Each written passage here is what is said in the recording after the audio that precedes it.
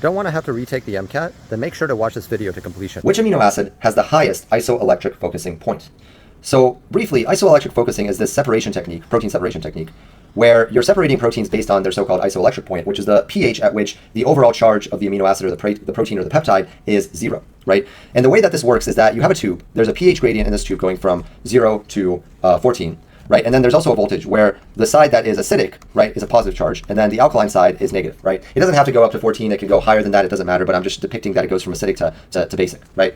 And what happens is that you put all your amino acids or proteins or peptides to the side that's at 0 pH, okay? So that's where you load them. Now, what would happen? Well, remember that the rule that we need to follow is that when the pH is less than the isoelectric point of whatever it is we're talking about, okay? When it's less than that, then that is going to be positively charged, right? The protein, the peptide, or the amino acid overall. When the pH is equal to the pi, the overall charge is 0, right? And then when the pH is greater than the pi, the overall charge is negative, okay? So what's going to happen? Well, no matter what the specific isoelectric points of these amino acids are when we put them here, because the pH is 0, that's always going to be less than their specific isoelectric point. So everything will be positively charged.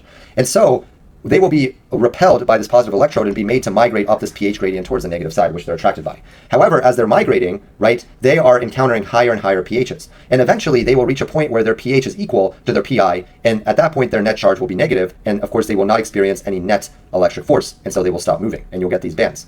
Now, the higher you go, right, or the further down this tube you stop, the higher your isoelectric point is, okay?